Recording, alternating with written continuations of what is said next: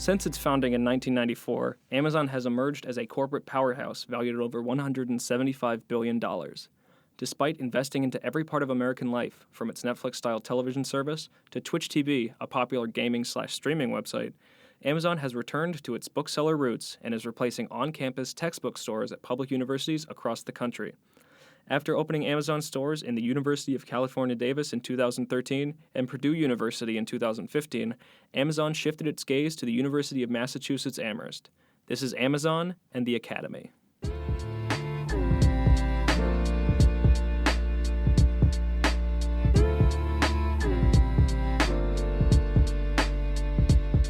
In the spring of 2015, UMass announced that there would no longer be an on-campus textbook annex where students could purchase textbooks.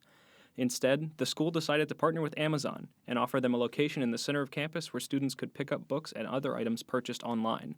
For the convenient location and the right to be the exclusive on-campus textbooks distributor for students, Amazon has agreed to pay the university a minimum of 2.5% on most sales, with a minimum of $375,000, $465,000, and $610,000 in the first 3 years, respectively. However, aside from the monetary incentive, why would UMass decide to switch from its already well-established on-campus textbook annex? UMass claims that its switch to Amazon is beneficial to its students because it will save them time and money. The idea of Amazon being integrated into the college experience does seem enticing.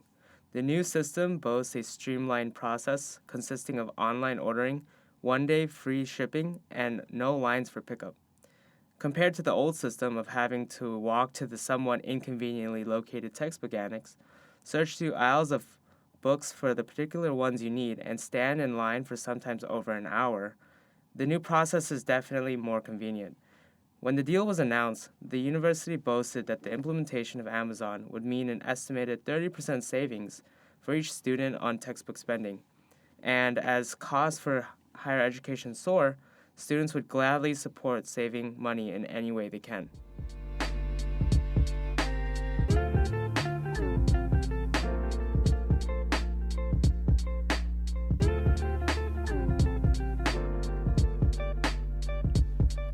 Students aren't the only ones significantly affected by the Amazon deal. Many professors at the university use their own published works as required textbooks, and with the shift from the annex to Amazon, some professors found difficulty transitioning to the new system. We spoke to one of our professors who has preferred to remain anonymous as he currently has an ongoing deal with Amazon to provide his published work to his students. For interview purposes, we will refer to him as Professor X. X has been a professor at the university for over 20 years and had not had trouble until the switch to Amazon last fall. He says that communication and coordination between Amazon and the publishers has been difficult. Amazon has had difficulty in handling custom texts that are in process of publication and will not exist until shortly before the start of the semester. When asked if he had ever considered using a local option, such as Amherst Books, in addition to Amazon, he replied that he didn't know if it was possible, as the listings on Spire are tied directly to Amazon. Overall, he didn't seem very keen on making his book available through sources other than Amazon, as he felt that he had been experiencing, as he says, short-term problems. I suspect a lot of this is startup transients that will go away with experience. Although X was optimistic about the future of Amazon and its relation to the community, we decided to reach out to Amherst Books co-owner Nat Harold to hear his opinions on the Amazon deal and how it affects students, his business, and the community of Amherst.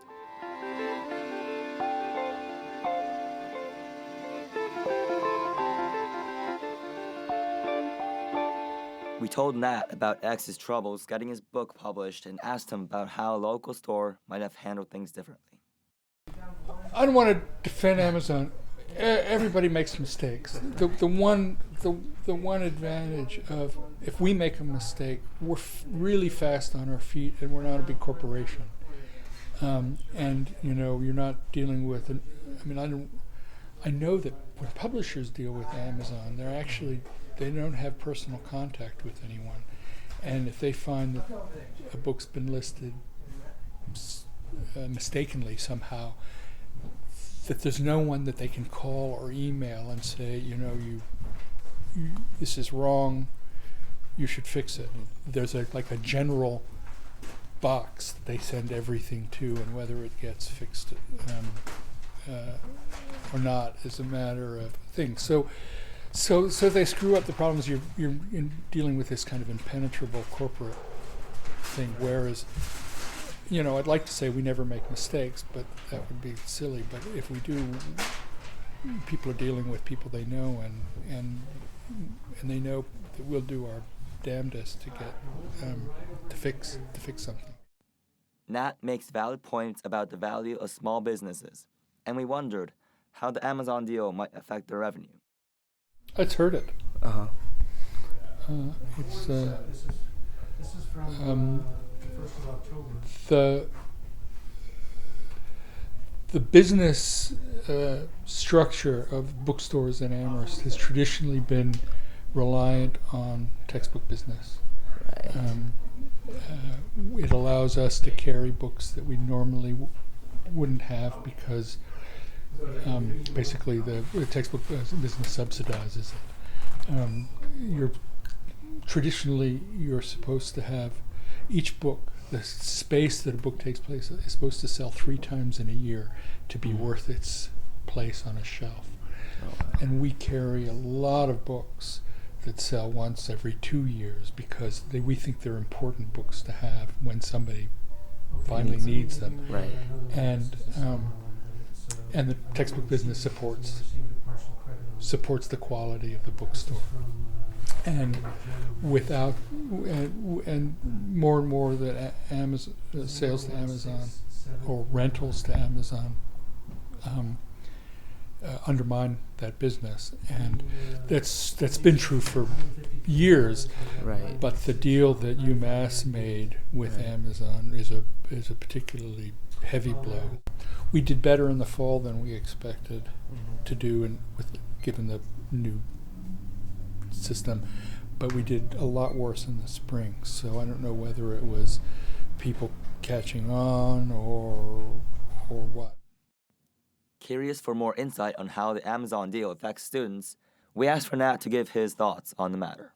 One of the interesting things is that students have always been able to buy their books on Amazon, and when they did, they could find really cheap editions. And because because this Amazon Spire thing has been set up, students actually get pay much more than they would if they went on their own to Amazon. They're saving less. Every time I've looked, it's been maybe 10%. It's interesting that, according to Nat, students are saving only 10% on textbooks as opposed to the 30% the university claims. In addition, if it is true that Amazon may eventually stop discounting prices, things are looking grim for UMass students as prices will only steadily increase in years to come.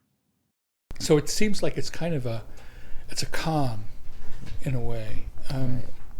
Also, it's classic behavior for organizations like Amazon that once they've put their competition out of business, they stop discounting altogether. Right. So, and we've actually discovered in a number of cases that they've stopped.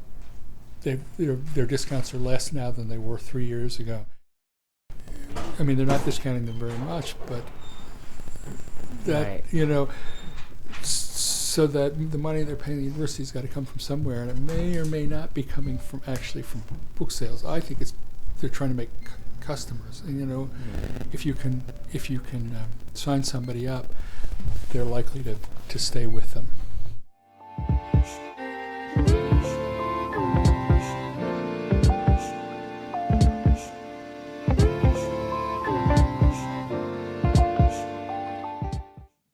Finally, we asked Nat to give us some final thoughts.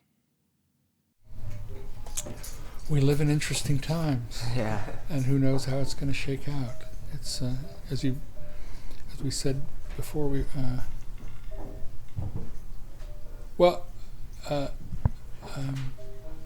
there used to be 8 bookstores in town.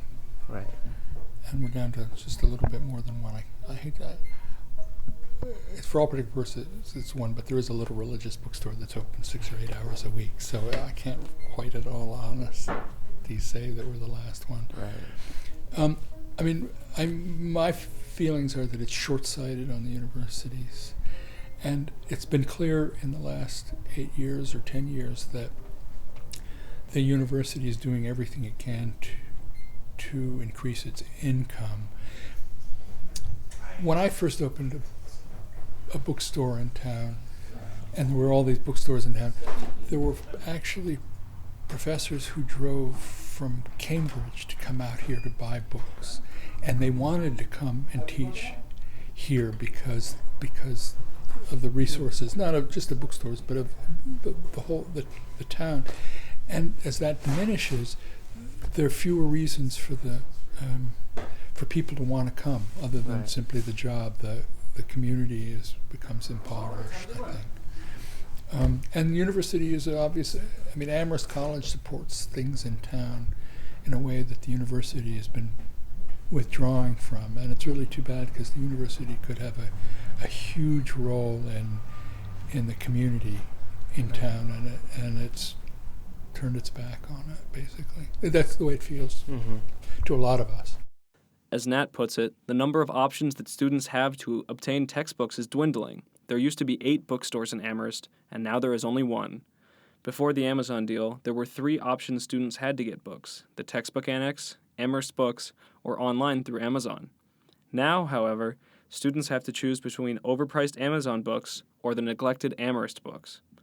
If the current trend continues, one can only wonder, what will be left of the Academy after Amazon is through with it?